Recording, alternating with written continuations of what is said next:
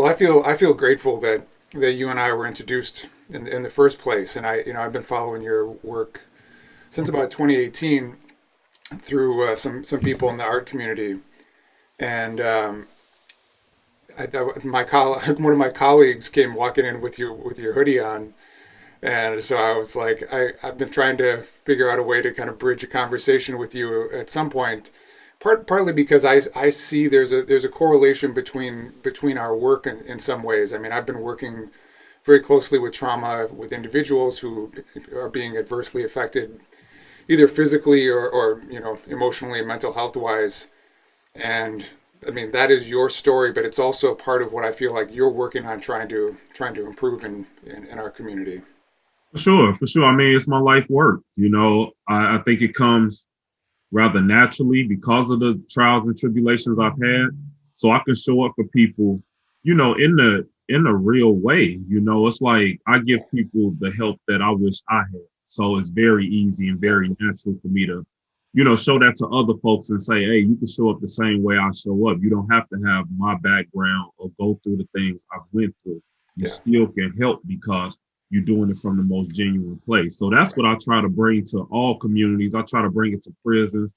I try to bring that everywhere. Just showing up with love and doing your best work. yeah. Staying in that lane and trying to have the life you desire and want to have. Those things matter, and I just try to help people stay focused on that. So absolutely, our work aligns Yeah. definitely. I mean, and the part of your story that really clicked in with me when you were started as assistant professor, I think it was at Metro State. Mhm. You're teaching, police officers or folks in training, and you're seeing, basically people doing drills and wrestling, dummies to the ground, Yeah, and just how you were talking about how mad triggering that was for you. yeah, That I mean, to me, I don't know, and I think about when as I'm reading your story, I'm thinking about these specific points in which you must have had to kind of keep reliving certain trauma. mhm. Absolutely. I mean, it, there's no way not to. Like even I sent the email out earlier. This is like Donna Williams is on the stand, and this is actually like a relative of mine. That's how real it is for It's me. So, your wife's cousin. yeah, it's my wife's cousin. So this is a family member who I seen at the last family reunion a few months ago. So I mean, it's just that real for me, and I don't know why I'm put in these positions where I have to be a servant of others, but it's like I just try to bring my best, man. Like these experiences I had at Metro State as a professor, I would always say, you don't have to practice like this. Like this isn't the bulk of your work. Yeah, yeah, All the research I'm reading says the caretaking piece and the servant piece is what's needed in communities, not yeah, this. It wasn't just tackling dummies to the ground. I mean, sometimes they were just driving through the parking lot with the lights on and trying to like doing simulations like that in the parking lot. And I'm like, this doesn't even make sense, y'all. I mean, it doesn't even like really make sense that this is what. And I had to see this for 4 months, and I saw people change. And students I saw them when you doing that every day and watch everything. And oh my God, when you do that so many hours, you get to a point where you just paranoid, looking. Oh, even at your family members. yeah, yeah, The paranoia doesn't cut off because it's like, hey, I'm a servant. I'm always on. And it's like, man, it's a brainwashing that makes folks just develop a deep sense of anti-blackness. So absolutely, I was triggered all the time, and nobody was really willing to listen. So, it was just important for me to get the experience and teach there. I think I taught.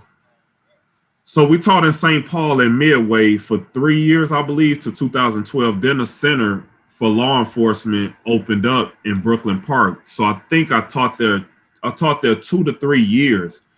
President, like I was advisor for the Criminal Justice Club. I was teaching a 3-4 course load where I got three intense courses: literature and criminal justice, yeah, diversity issues and criminal. These are intense courses. So it wasn't just the running in the halls.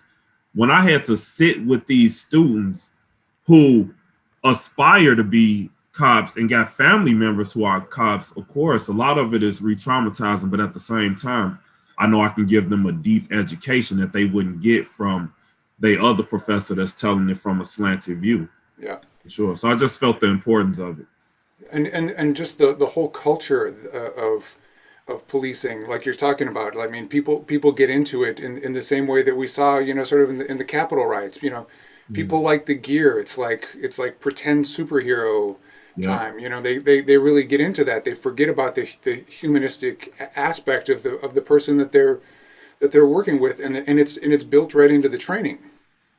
Absolutely. It's interwoven into the, I mean, it's within the tapestry of it all. Yeah. You know what I mean? It's not just in it, it's a large part of it. Look, you gotta understand, like in doing my work, I've had to travel. I've had to speak at conferences and give speeches, and I can see what other conferences I'm doing. I've seen some probation conferences in Texas and other places. I ain't gonna name all of the places where they raffling off guns. And I'm like, you got to raffle for guns and y'all probation officers and y'all trying to like figure out what you need to do for your clients. Yeah. But the grand prize is and this wasn't no handgun. I'm talking this was hey, to me, this looked like a cannon or a bazooka or something, because I'm like, this don't make sense. So the whole field was traumatic. And I just hope people understand why I'm saying I'm not attempting to reform that anymore. Yeah. I taught, I spoke at all the conferences. I've trained a lot of police officers. I mean, I'm talking over 1,000 at these conferences and all of these places. I've spoken to police officers. So for me, that's not my work anymore because it is too heavy. And you got to think I've shortened my lifespan just from engaging in, the change that I want to see. And I know I won't Yeah. see it in my time, but it is coming. So the whole field is traumatic to people that look like me. Right. And as you explain in your book, um, Prison to PhD, you most of the people in your life, in your younger life, either went to prison or are dead. And I think I'm sure you, from what I read from you, everything you say is your gratitude that you're still here and able to do this work in the first place. For So sure, so that's the only way to show up. That's and the so only way. for people who don't know your story, just to Yeah, they can get it out of the book, and there's plenty of stuff online about you, and I'll, yeah. I'll post some stuff along with the podcast. But you grew up in Chicago. You were born what, late 70s sometime. 78. Yep. So I mean, it was kind of the height of where things started to get pretty bad, probably around 10, 12. How old were you when you noticed? I mean, I mean, not, I not, was not young. Chicago's always had problems, but I mean, it seemed like there was a moment there too in the early 90s. I mean, no, I knew it was bad. I knew it was bad in kindergarten. I could Did you? see at 5 and 6. I could notice it. That's one thing about me. I was born with just a sense of trying to understand. You know what I Yeah. mean? Just as a little kid, I always wanted to see and figure it out and think it through. And all I just had it as a kid. So Yeah. at 5 and 6, things didn't make sense to me. Like I really just didn't understand the ambiguity of it all. Our lives were ambiguous. And Yeah. it was just like we stuck in this radius, mom working every day. And yeah, in the early 90s. So you got to think I'm born in 78. So yeah, 92 graduating elementary school, I'm coming of age. I'm going from a boy to a man, and in that, you know, it's a lot of you got to get indoctrinated through a lot of things in order to grow. I mean, this is in the high schools, this is in everything. You got to think white supremacy works in a number of ways, and it places you in certain parts in different cities, and you got to like battle it out Yeah. to make it. So the whole structure of it all never made sense to me. And I used to always tell my friends, like, hey, I'm gonna figure this out, even when I'm doing wrong. So yeah, Yeah. 14, start selling drugs against my better judgment. It was a Yeah. struggle for me. Like, should I do it? Should I not? I was talking to my friends about it. I'm like, I know I can make some money, man. Like, we can be out of this situation. Like, Right. so it was some people saying, yeah, get it. Most of my friends were saying, don't touch it. But ultimately, I went with the poor decision. And, that definitely took me on a roller coaster ride. But at the same time, I was like, still trying to figure out how the culture works so I could do some good in that world. Like I say, I'm no saint, Yeah. But I was the drug dealer that was making sure people got to school because I was in school every day. I think I had perfect attendance my freshman and junior year. So I still was in school, but at the same time, and at basketball practice, but at the same time, making some money going and coming from school always made me feel better because, like I said, I just hated being poor, man. I hated that feeling. So, yeah, early 90s, that's when you really heard about war on drugs. Like, it wasn't called that or phrased or coined. We wasn't knowing the terminology, but we were experiencing where the murder rates was just insane. Yeah. Caskets, like I told you, my friend got killed in front of Louis Farrakhan's Yeah. bookstore. Yeah. And that was a place where people had respect on that corner of 73rd. You know, that's like, and the temple was on 74th. So in my neighborhood, I could see like pro-black movements. That was there. But you go 4 blocks down, crazy drug spot, pumping a bunch of drugs, different addicts, you know. So it was like I got to see some amazing things, but the trauma was just ever present. Yeah. You know what I mean? It was ever present. And because I still stay connected to that world, because I bring people out of that world. You know, it's like a lot of my work. You see a lot of people doing well. They've been through extreme trauma, and I've helped use the stuff I've learned and gone through to help get them up. But yeah, man, that drug game led me to prison. It led me to cops telling me they're gonna blow my head off. But you know, I realized I probably would have got some of that treatment anyway, whether I was doing good or bad, because all these cops out here know who I am and they know I had a positive aura. Right. My aura was always positive, Right. even in high school. And I got sent to Iowa my junior year. I dealt with all of that. And Yeah. I came right That's. to, I know. I happen to know Waterloo, Iowa. I had family there. okay. I used to spend summers about 20 miles from there in a small town called Dysart. Okay. And Yeah. my best friend who was biracial used to come to Dysart with me.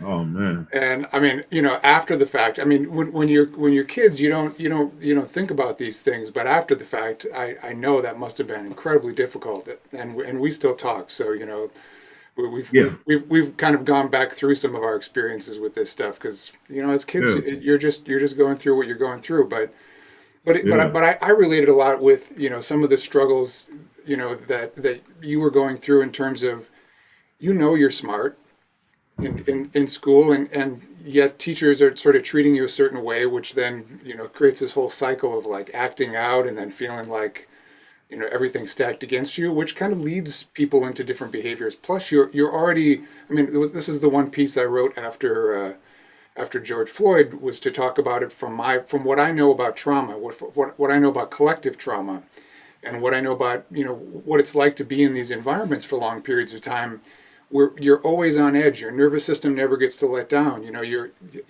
it starts manifesting in a lot of physical ways. The mental health piece a lot of times is after all the physiological stuff that goes on, and I Yeah. could really relate to like that piece, especially for a child who can't make sense of their world yet. And Yeah. and yet I mean, it sounded like you had a couple of really positive people in your life. Your For sure. mom was, For sure. it sounded like a rock, and your uncle who For sounds sure. like was also one of your maybe mentors or just role models. Yeah. I mean, you don't look at your mom as a role model when you're growing up, Oh yeah. especially, you always look to another man if you're a boy. And that's just how, I was socialized as a boy. My sister was socialized as a girl, and it's different socializations in that. Yeah. Yeah. So absolutely, I did get a chance to see my mom get up every day and grind and just, work as hard as she could. But on the other side of that, my mom was a teen mom. My father was a teen father. He was 15 when my sister was born, and my mom just turned 16. Um, so it's like they were super young. And growing up in Chicago, didn't know the traps, didn't know what was going on. So absolutely, I grew up with a sense of dad gets messed up, but I wasn't as nervous because I was trying to be strong minded and all of that stuff. Even if I was in a dangerous situation at 10 o'clock at night and I'm a 10-year-old boy, I would still have the wherewithal to say, hey, y'all, I'm getting up out of here. This don't even feel right to me. And people be, oh, Oh you yeah. scared or whatever. You can say what you want to say. But I'm getting up out of this situation right now. And I think you should too. Peace. and and that's just always how I I can move. relate. Yeah, for sure. Yeah. So I'm grateful to have that sense of intuition, but absolutely, man, them trenches are destroy you, man. You got cops gunning for you. You got white supremacists gunning for you. You got child protection snatching kids. You got, I mean, it's really like how you see in like the movies, man. If you watch any of them shows like For Life and Power, it's like, man, they throw people, innocent people in jail all the time. Yeah. And it was like with that looming over me, the threat of prison, that's where I think messed up my, like, that's what made me not be at ease, really. Right. Because it's like that threat of possibly getting snatched and thrown in jail no matter what. Like I said, Yeah. I saw people in prison who I knew wasn't doing wrong. Yeah. And that's when I understood, like, oh man, it's a whole game to this. This ain't no, and that's why I went to school and learned what I learned, and that's why I'm still here, gratefully, But yeah, man, you're not supposed to make it out of there. You're supposed to lose your mind. You're supposed to be in a cage. All of that stuff is designed for that, and I'm just grateful to graduate from high school on time at 17. But the school piece wasn't my biggest concern. I knew I could understand it. I struggled with math sometimes and didn't get all the equations right and all of that. And I had architectural drafting too. So I had some classes that challenged me. Yeah. But for the most part, I knew, oh man, I can get through this class. Like writing English, Yeah. effortless. I can Yeah. get through that. My whole thing was I was raised with a sense of you got to take care of everybody around you. Yeah. You got to grow up a little faster. You got to figure out something. I was raised in that. Not as much from my mom, but from my peers and the people that was around me every day playing basketball and in the hood. It was like, hey man, speed it up. It was always this pressure on me to like get us to another place. So I think that's what allowed me to propel a little bit because people did see something in me at a Right. young age to Yeah. say, so I was tracked a little differently, but not much. I still ended up in prison and getting shot and all of that. So Right. not enough. not, Right. not enough.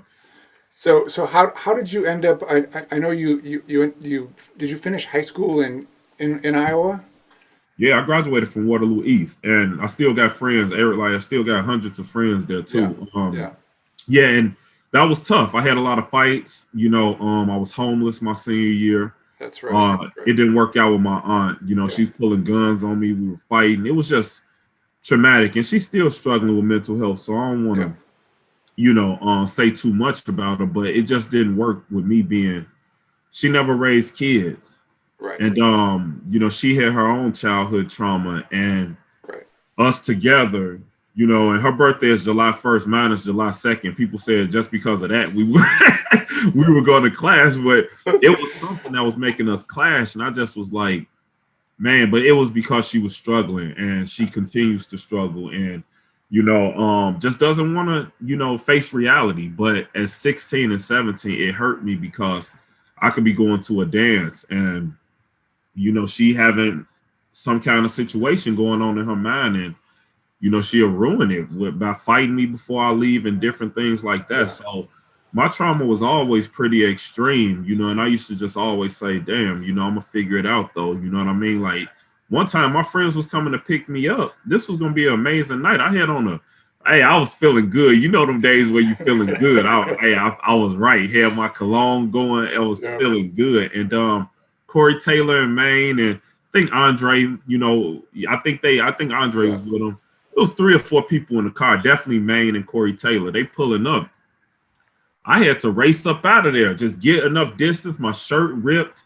So when I get in the car with them, I'm not fresh no more. I didn't have this. I was just about to leave. So for me, I always grew up with this sense of you got to just expect the unexpected on some level. Yeah. Even when you have the best of times, you still got to have some level of understanding that hey, somebody else might flip your situation. Somebody else, like even though you got the best, I've went out on birthday parties with my friends where it's like, hey man, we all going to the club and I can give the speech. We not fighting nobody, we not having no issues, we celebrating the birthday, we getting out. And at that, like this was in St. Paul. This was what year was this? 2005 maybe. Yep, 2005. We go to the club. I give the speech. Hey, be on your best behavior. Watch. have a good time. The birthday boy got stabbed up in there 6 times. I'm like, man, because I said, hey, we peaceful. He went peaceful, got stabbed up. Now we gotta be violent. So it was like some things just never made sense in my life, and I just was always struggling to figure it out. But now that I'm older and have gone to school and learned the laws, I can actually give something back to the people that's worthy, So I'm just grateful because like I've been shot. I've been through a lot. I had to carry a gun in high school. I've always had this level of being smart and can do things, playing basketball, killing them in basketball. So if you know people during my years, dualities, as you say. Yeah. So if you know people in Iowa who was there 94 to 96, they'll tell you, like, when I came to your gym, I was nothing nice. I was Kevin Garnett. I had the Kevin Garnett energy. Like, I'm trying to block your, so it was like I had some fun in high school and stuff. And I think that has allowed me to weather storms too. 4 years of high school discipline, playing at Dunbar, which is very well known for basketball in Chicago. Then thinking about Waterloo East, who they compete for championships nearly every year. My friends are the coaches now. Is that right? The people I played with in high school, now they coach the girls' teams and all of that stuff too. So that's exciting to see the change, to see the next generation after us. So that's been pretty nice too. Well, so let's talk about the change, because I mean this is the part that's like, I mean, anyone who reads your story can be like, well, how do you recover? Like how do you get that balance back once you've been through that kind of trauma?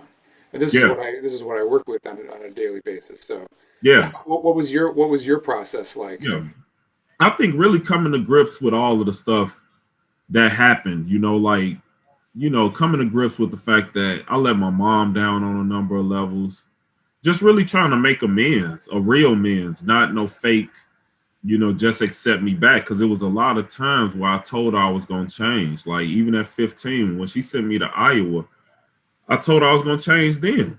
Yeah. Then I had these, and she couldn't understand these. I had these major heartbreaks where I had a nice plan, and then the plan gets snatched away. And she wasn't seeing that I just didn't know how to respond adequately to that. So for me, making amends with my mom allowed me to say, oh, she really don't see, like, these things are impacting me whenever they happen to me. Graduating on high school without a parent, that's not normal. You know what I mean? That's not, like, a lot of people don't get that. Like, I'm really going to school, driving my car. After school, I'm free. I'm open. I don't got my own place. Yeah. So for me, she wasn't understanding how that stuff was impacting me, because she was just looking at it like, nah, you could do more. If you playing basketball and you doing this, you just choosing this other lifestyle. And I was like, man, you don't understand these bad breaks. I can't stop them because they not of my doing. So I think making amends first, like apologizing to my brother for not being there. Yeah. He was just here this weekend, with his family and all that. So it's like, for me, I just really said I had to look in the mirror and say, man, can you really figure this stuff out? Because you got to think, I'm 3-time convicted, and I've been shot. I've always said after my traumas, hey, mom, this is it. I understand. I got it. Yep, I'm shot. I can't walk. I got you. I get it. Then I still slip into, because I was always getting a little better. Getting shot woke me up. Oh my God, I could die out here. They could have been planning a funeral. Like that hit me. I understood that. I received it. And it made me say, okay, I'm ending this gang beef. We got to go through what we go through. But after that, it was like, hey, y'all, we done. You know what I'm saying? I see you. You go, you see me. Let me and mine go. We don't need to do that. And I did this in every hood. I did this everywhere. Yeah. And but that moment wasn't necessarily like I think I've heard you talk about how that moment didn't necessarily completely turn you. You still no. Yeah. And that's what I mean. I was taking steps. With everything that happened, I was taking steps. I make peace and say, hey man, we not gangbang with y'all no more. But at the same time, I was selling drugs. Right. So I thought I was doing something good by saying, Right. okay, I put the gun down and I just sell my drugs. This is, you got to think, this is young thinking. This is not You're like 20 or something, right? 19, Yeah. 18, Yeah. 19. It's right after high school. So after high school, I went back to the streets. I worked at Target. I had jobs. So I like, the duality remains Yeah. Yeah. at this time. And I just, the change really occurred. Number of things. I can't point to just one thing. No. Of No. course, going to college, that's a milestone. When I went in there, it was desperation. I was just desperate. I was 24, 25. I was 24 when I started filling out paperwork and stuff, but I went there with really just, I had no aim. I had no purpose. I just said, hey, I need some college. Yeah. That changed a lot of things. I met my wife in college. Yeah. Like, I have children. So I think, and I just needed time to grow a little older. You know what I mean? Like, my 20s definitely look different from my 30s. My 30s, married, got children, bought a house, things that I needed when I was younger and things that I could handle at 21, 22 because I understood those Yeah. things out here in the Twin Cities and in Chicago. And like I say, the cops saw it, educators, anybody who was around during my years, they saw me having the potential. Yeah. I got the cars, I could figure out things, but at the same time, I was consumed in the world. When I came home from prison, I sat my friends down, I sat my mom down. I said, hey, I'm really finna try something different. Just support me, Yeah. hold me down. And that's what changed things, man. Just really being able to sit with everybody you hurt. I really like, it's an uncomfortable feeling, man. Yeah. Like, to sit with the fact that you hurt somebody and got to sit through that. But I've always been open to it. I'm like, man, I ain't trying to hurt nobody. So if I do harm you, hold me accountable. Like, Yeah. check me. Send me a text if you think I'm slipping or whatever. And when you really submit to that and just say, hey, I'm not fully in control. And that's what I really had to do. I had to really say, yeah, I can do this. I'm a great organizer. I can do this, but I don't have any yes people around me. Yeah. I got all people that hold me accountable around me. So that's why I could thrive. Yeah. Because man, my mom still hold me like my wife, my kids. Man, my 13-year-old, man, she thinks she my mom. Like, I'm like, you act like you my parent at this point, but it's all love. We know the power dynamic in But our that's the relationship. support system, right? I mean, Absolutely. that's what's lacking when when we have like kids with missing parents or Sure. with dependency issues or whatever. They can't be really present. I mean, and you've managed to surround yourself through a lot of work, it seems like you've had to have hard conversations throughout the course of things, and you even had problems when you were at Metro State. You got Sure. set up and had to go do time again just to go through the penalty for it, but people got involved, and I think Yeah. Ellison got involved, right, with you. Well, he didn't get involved. He came down to the jail. He wanted to be my attorney and Oh, represent that's me, right, but that's right, but yeah. he wasn't right. His energy wasn't right, and I asked him to leave the jail. So that was pretty much the end of it. But he came down there. It was like I say, hundreds of people knew from 2004 when I started at Metro State. You got to think, I met Angela Davis, I met Marion Wright Edelman. I became a student worker. I was working at the halfway house. I was president of the Black Student Association. Yeah. People understood what I could do at Right, this point exactly. from just within a year and a half, from January 2004 till November when it happened, November 9th, when I was set up by my friend. Chief Ellison, all of them knew who I was as far as helping Hurricane Katrina survivors. I had already showed what I could do. Yeah. And yeah, he came down there. I don't know if he saw it as an opportunity or what his intentions were, but if I get those records, that'll be very interesting. Those phone records. But yeah, man, I don't allow anybody to just step on me, even if I'm down, even if it don't look like I'm gonna come back. And he came down there with some terrible energy, and I had to ask him to leave the jail. He drove from North Minneapolis, and this was in Washington County Jail. So he drove probably 45 minutes. Yeah, about 45 minutes to come out there to see me. And his energy was bad, and I just had to ask him to leave. So it was like a 5-minute visit, 7-minute visit, because Yeah. I just wasn't feeling it. I'd rather sit in the cell than let somebody, talk to me like, I'm nothing. So yeah, it was a lot of people that stepped up. Walanda Shelton, she became my attorney, and she's an amazing Black woman, and she handled me with care. And she kept my mom abreast of things. She helped me prepare, and I still had to go to jail, but I graduated within 3 years. You know what I'm saying? I graduated December 2006, so I've had a level of focus that I just needed time to just sit with and let simmer and let, you know, um, really grow within me. And now, I can just see things on a greater level. So that's what I try to give to other people. Cause I always say everybody can do this. You know what I mean? I ain't saying everybody, but nearly everybody can have the life they want to live because they so centered on their purpose and what they were meant to do. I see what I was meant to do. But I'm meant to show what this system is and how it works, and do that in a quiet, organized way. Because really, I don't like all that, media. It's reporters calling me left and right. It's like, especially at a time like this. And if people find out like Donald is related to me, oh my God, they're gonna be calling. Right. I know how to say, that ain't my vibe. You know what I mean? I don't got to try to figure it out no more. I don't like that. I like this. It's more intimate. It's more real. I know it's a smaller audience than CNN and all of that stuff. That's what feels right to me. So I stay authentic and true to my core rather than chasing something or if I do this, I'm going to get here. No, I'm motivated by the work that I do. When I see other people get elevated, I'm excited. I'm liberated when I see this person come home from prison going to a higher level. So I feel like it was meant for me to go through some of that stuff just so I could be able to come back and say, hey, look, this is what I did.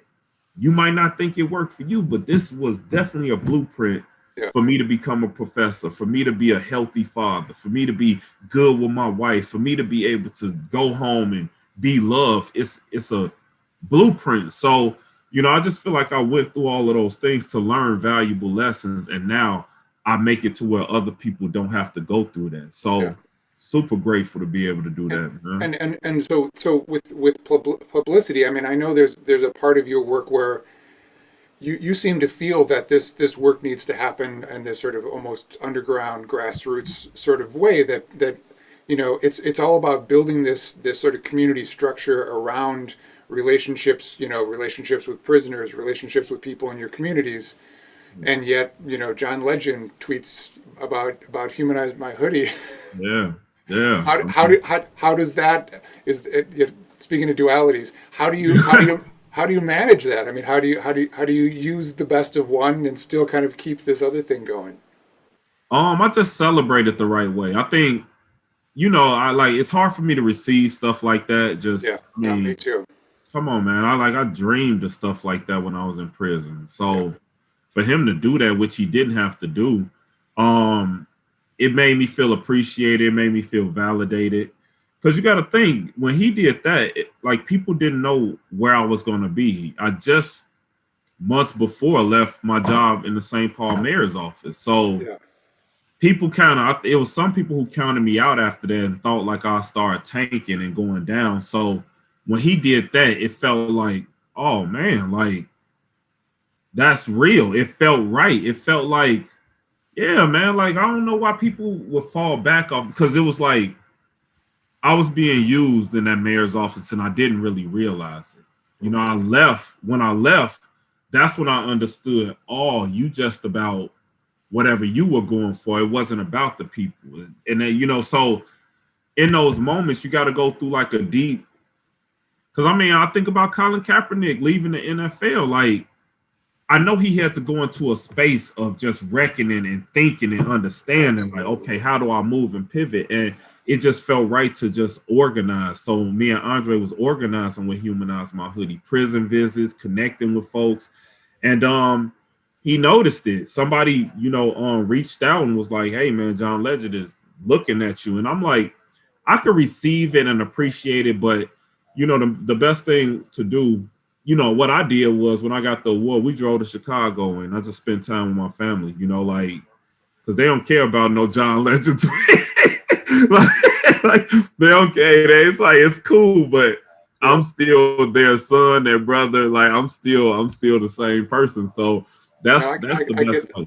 I get that. I saw this great interview with Maya Angelou and Dave Chappelle. Ooh, You got to look it up, or I'll send it to you. yeah, It's from like sometime after he left the show, yeah, and she was talking about this similar thing. She said, you know, her quote is, I'm going to paraphrase, but she said something about, you know, people are going to throw all sorts of things at you. You know, some of it's going to be good, some of it's not for you, yeah. but you don't pick it up and don't set it down. That was her Uh, the mantra that she used. Any of that stuff you pick up, you got to carry. yeah, You know, yeah. And I think with the John Legend piece, of course, it puts me in the spotlight. I mean, that thing was Instagram 20. I mean, the numbers were crazy on that stuff, and it's great. It's amazing. You feel validated in front of the world. You can breathe a little bit. But for me, it's like now you got to get back to your organizing. right? That's cool. You know Yeah, what I'm saying? yeah, It's, like I say, I'm super grateful. And I think it it moved John Legend because before he gave me that award, he wasn't talking about the fact that his mom was incarcerated. uh, I can't find one clip or I've one never heard about episode. it either. Yeah, but after he gave me the award, I noticed he did an event in a prison, a whole panel, and he said his mom was incarcerated for like 8 months when he was a kid. And I'm like, oh my God. So on some level, like I just look at the sacred pieces in this. I'm not caught up in the glitz and glam. I'm not caught up in that stuff. And I never Yeah, want to be caught up in that. You know, I want to be able to just be able to do what I do, be able to go home, be able to not be hated by people I had issues with. That matters more to me than getting a bunch of followers and getting a bunch of people to buy into what I do. I just don't think like that. I think smaller and I think more communal love and how do we protect each other and how do we work together and yeah, collab? You know, it's like yeah, we got a lot of intersections. yeah, How do we tighten up these intersections that we have? Well, it's like, yeah, we doing this podcast now, but it's like, some of my other people in Iowa, let's figure out a conversation there. Okay, yeah, Katie over there in Frogtown doing some stuff. Let's bring Katie. That's what I like to do because it makes stronger webs of connection, and yeah, that's what we need the most. You know, I don't think we need cages and people walking around in uniforms to keep us safe. We need more conversations like this, yeah, and we need to bring more people in for those deep conversations, not just a bunch of stuff for the world. Yeah, sometimes you got to put things out there to set a standard and set a tone. yeah, I do that, but my day to day is more those emails. yeah, Okay, baby, you set up with your Zoom for the day. Okay, let's get you going. You need something to eat. That's more my day to day, and I don't ever want to get outside of that. I don't ever want to just get so goal oriented that I miss out on what's right in front of me. yeah. No, I hear you. And I so going on to you know what you know this foundation that you are trying to build. And I Yeah, mean, it seems like right now your focus is on transformative justice, for sure. and so for people who have, you know, and also maybe talk about abolition, because this is something that's Sure. become like a very, you know, big part of what you're trying to spread. But I think people mistake sort of this idea of restorative justice and Yeah. transformative justice. And can you speak on that a little bit? Yeah, for sure. So I've been a national restorative justice trainer since 2008. I was trained in back in 2006 by Oscar Reed and Jamie. They do an amazing training, so shout out to them. But everybody wasn't big on restorative justice back then. You know, it was kind of quiet, and people still learning restorative justice now. But it made sense to me that we can talk through our problems by using a sacred talking piece and go around and let everybody have a voice. And I fell in love with the model. So criminal justice is the system we have. You harm me, and I explained this before. You harm me, we go through a court system like you see with the Derek Chauvin trial. You got to go through all this litigation. It might go through a trial. Most people plea bargain, whatever. That's the criminal justice system we have. It's a criminal punishment system, as Right, Miriam right, Kaba calls it. But then from there, you have restorative justice. You hurt me, we can figure it out. Like what happened to me when I got shot. We had to have words, we had to have beef, we had to have some of that, but we were able to ultimately sit down and talk through it and figure it out so we never into that place again. So that's restorative justice. You heard me. I think we can go through a process and figure it out. And sometimes it takes survivors years to want to go through a process like that. And that's totally fine. But we want to support those survivors during those times. And we want to support the person who's caused the harm so that they can get themselves together and not do it again. So restorative justice is beautiful, and it was given to us by the Native Americans. Like, that's the Native Americans had restorative justice before white supremacy. That's what was being used. Even if somebody committed murder, you sat in that circle and you talked and you figured it out, and you figured out a way to keep them in community while supporting the survivor's wishes. And in community, I mean, this thing that people forget, community requires communication. I mean, this is the Sure. one thing you're not we're not living, and this is I feel like this is one direction that things have gone where, I think people are trying to say, oh, is the world better for Black and Indigenous people than it was, say, in the '60s? Well, in some ways, but in other ways, we've also become even more separated in the way that we actually are able to sort of communicate. Yeah, In my experience. I mean, a lot of folks, and everybody got their own flow. It's like for my wife, who is a therapist, she her flow is different than mine. You know what I mean? Like, she don't want to be all in community like that. She got a big family. Yeah. She feel like connecting with her family is a big enough task because her family is huge. She got She's like, got a built-in community.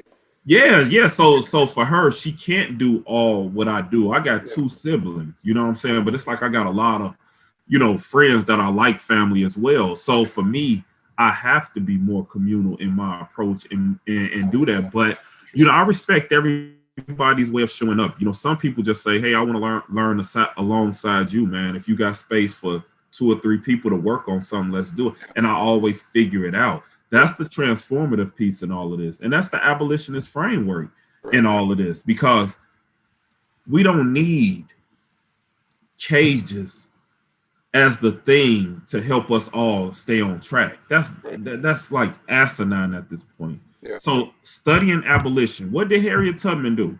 Why did she build the Underground Railroad? How did she build it? That was important. She had bird calls. She had people put clothes on the line. She had a whole sophisticated system that nobody really knew about unless you was in it. We need those to be healthy spaces so everybody got a space. It's like, I used to hear that Cheers jingle. It used to say, like, you want to go where, everybody knows your name, man. Everybody can have that feeling. We just got to take all the ego out of it and really say, what are my gifts I'm bringing to the world at this moment?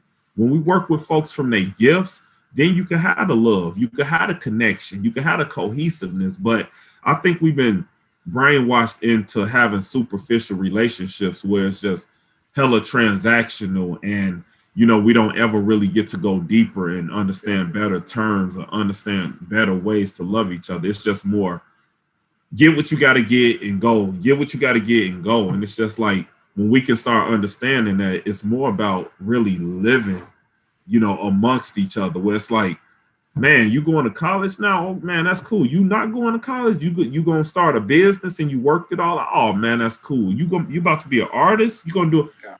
That's what kind of community we can all have. We just got to all believe in it. Some people just believe that we just always going to have strife and violence, and that's not necessarily true. So as an And abolitionist, support the differences too. if they rooted in something that I can get behind, but if you Right. just Absolutely. like playing devil's advocate, Yeah. Yeah. like you know what I mean? Like, some Yeah. people Oh, I know. create something out of the wrong energy. I feel like my job is to say, did you take your time with this? Did you cook it up right? You putting it out the way you want? It don't got to be Yeah. perfect, but I just need to see that you put in, because I'm talking about the young people. We try and give 15-year-olds huge responsibility where it's like, you the manager of this space we have. So every day you got to be the one to come in, get stuff started before you go to school. So with us, we got to be just realistic about how much do we got to give this young person so they can be their own social entrepreneur. Yeah. So it's just the differences that we have can be ironed out if we can come to just an understanding of what's the standard in it. So let me give you an example.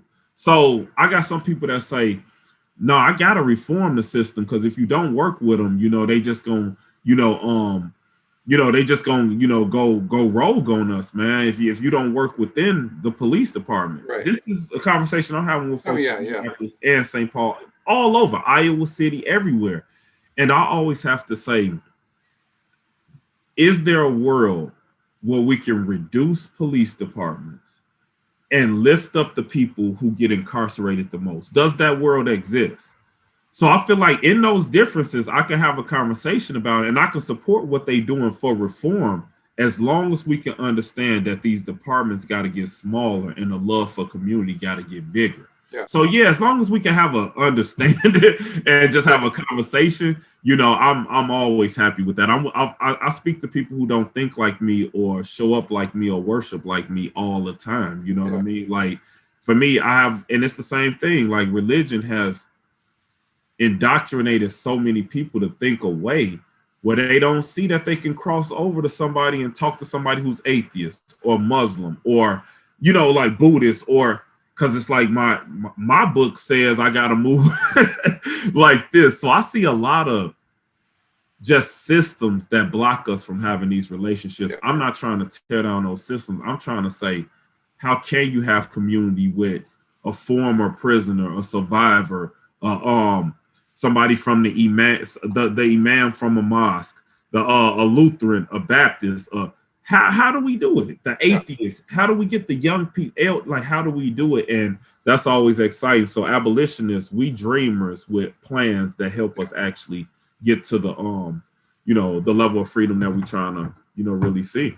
Yeah, well, I got turned on to the Mariame Kaba book from you, and a lot of what she's talking about is like let's use our imagination, basically. Like let's look at what the reality is too. And what's one thing I really appreciate about what your work is, you bring everybody into this big umbrella. Yeah. There's and I know just what was going on with the Chinese American community this past couple weeks, and really looking also when we're talking about police reform or changing the whole structure of it, we misconstrue this sense of police equating to safety. Yeah. And really that safety element comes from a completely different institutionalization. Yeah. and that's what we're missing right now. Yeah, and I mean, I never, like, most of my people never was able to call 911. So Right. we just glad that the world can actually see, and we've been figuring it out as best as we can. It ain't always been pretty, but we always been figuring out how to keep ourselves safe and how do we like coexist with others who just have a different ideology. Like for me, drugs was a big part of my community. Huge part. Everybody was trying to numb some kind of pain. Yeah. And it's like now that I understand that some people, that's just part of, how they show up. It's like, okay, how do we still love them and allow them to keep their job and they occasionally use? We got to think like that. It's like, because if you think a 12-month treatment plan is the remedy for everyone with addiction, I think we're being misconstrued. We're all different. We all show up different. Like our habits are different. The parts of our lives that are not as great, we got to put more work in. But it looks different for everyone. Mariame Kaba, and it's just not Mariame Kaba. Mariame Kaba right now we should be studying for sure. Yeah. You think Angela Davis, you think Michelle Alexander, you think Ava DuVernay. Look at what Colin Kaepernick is doing. He's teaching kids their rights.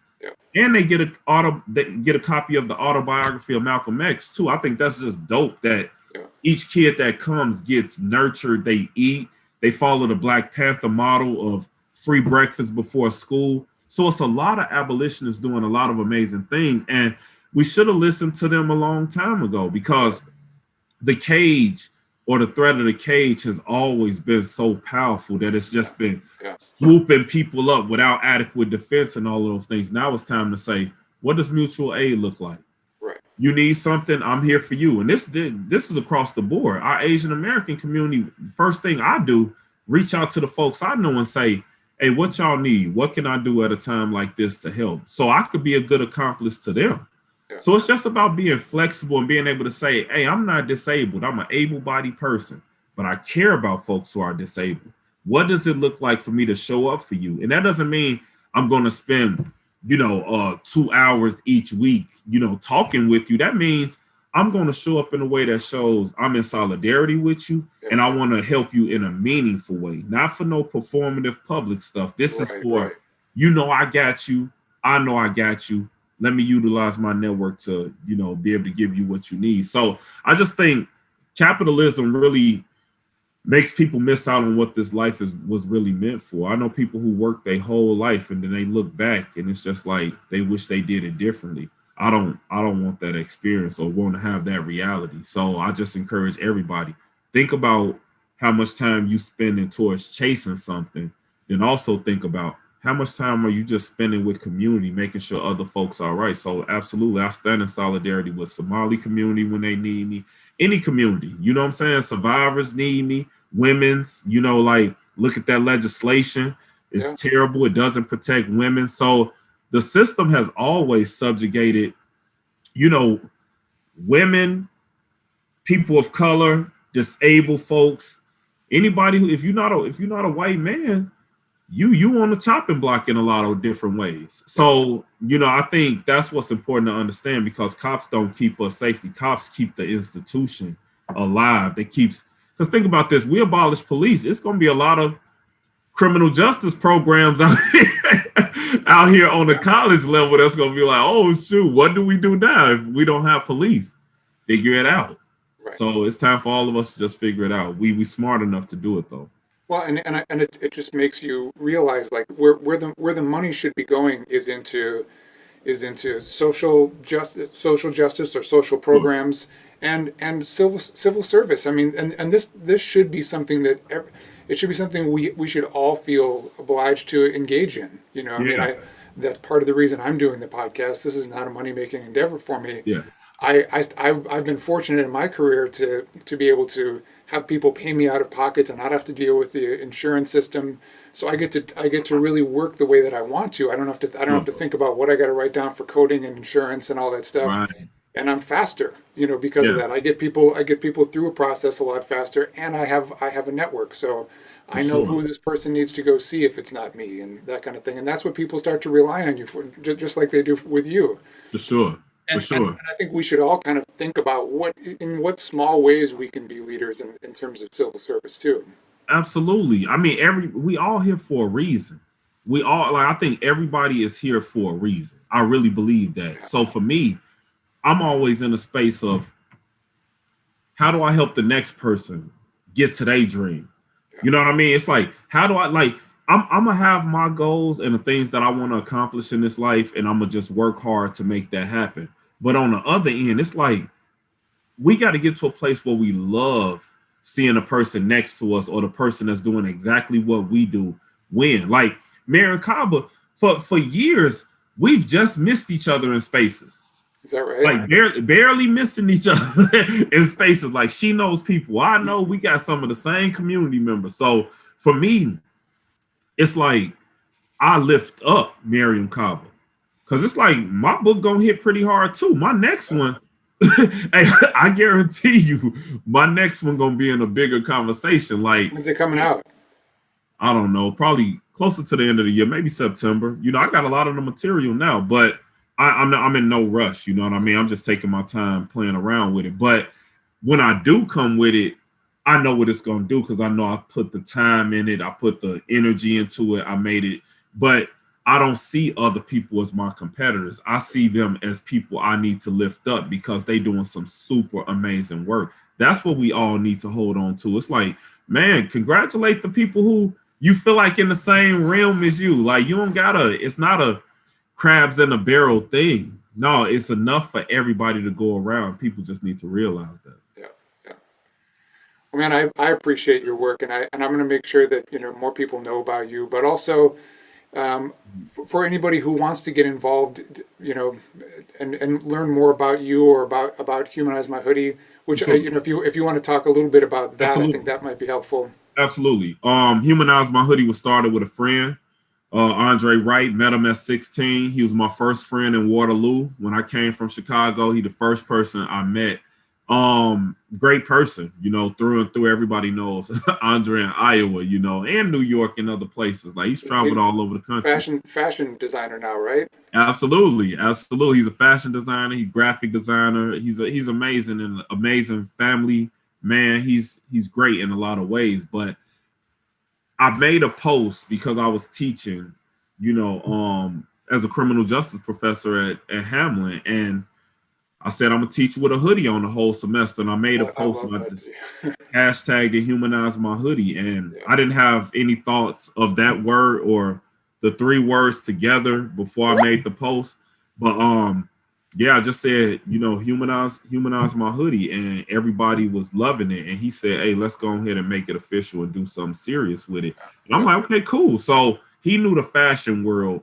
I knew academia, and I knew, community organizing, because Yeah. at the time I was president of the Minneapolis NAACP. Yeah. So I said, I don't got a lot of time to cook it up, but things worked out right. And, these are our jobs now. And we get to just show up and do what we do. Like, I get to read, write, and organize nearly every day. And that feels like the best space for me. And the same thing for him. He gets to read, write, and design Yeah. every single day. And that's what liberation really looks like. So Humanize My Hoodie is inspiring a lot of people, especially people coming home from prison.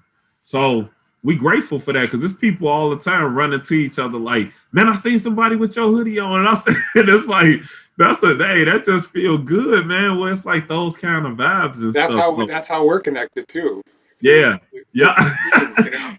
Yeah, and I'm like, that's just a beautiful thing, because it Yeah. means something. When people look at it, they're like, dang, Humanize My Hoodie. Oh my God. Like, people, I can see people having a reaction when they look at me and they see it say Humanize My Hoodie. It's a different feeling. And we haven't really, we don't really understand what it is at this point. You know what I Well, mean? I connected with it through. I remember you telling some story in your book about when you were shot and you were sort of like, almost trying to explain to the medical people, like, Yeah. listen, I'm important. I'm important to a lot of people, my Yeah. mother and all these people in my family, and to have them humanize you in that moment. I mean, in Yeah. a way, that messaging, it's almost a kind of armor, kind of Yeah. it lets people know, like, think for a second before you do something here. Absolutely. And that's why I say we grateful for the conversations that happen across the world. Yeah, People looking at somebody's hoodie and saying, dang, man, I was thinking something else of you before. I'm sorry. This yeah, is really happening. So, like I say, it's grateful to see. powerful. Man, it's like the power in it is just like insane. So we grateful, man. We in foot actions across the country. I think we in 110 stores now, all across. We even got hoodies, on the block Biggie grew up on Fulton Avenue. So Chicago, where I I'm know from, Fulton. yeah. So it's just like everything has really worked out, where, it's like we get to change and move the culture. Where it's And like, there's a nonprofit part of this, or you're trying to give proceeds to arts organizations and we give prisons and proceeds all things. at like that's in that we give proceeds to other groups all the time. Like, we Yeah. gave $10,000 to Colin Kaepernick through working with Warner Music Oh, Group, that's cool. created the hoodie. So yeah, we all about giving. Like, that's embedded in what we do. It's like, I mean, we do more giving than we do like anything else. Like, we give back to our, cities we from. Like I say, Waterloo, we've done so much there for funerals, we've done a lot, and we just never really, it's not about broadcasting it to the world. It's just Yeah. saying, like, we got a platform, we can help. Let's pull this together and be able to do it. So yeah, Humanize My Hoodie has changed in a lot of industries. I mean, it's not just fashion industry, it's music industry, it's food industry where people wear Humanize My Hoodie for their uniforms. It's like it's everywhere now. And it's like just a blessing to see it grow for real. Well, man, I appreciate your work, and I hope this is not the last conversation we have. No, we'll be in contact. We definitely All gonna see each right, man. other. Absolutely. All right. Good. All right, thanks for having me, All man. right. Talk again Thanks, soon. Jason. All right, peace.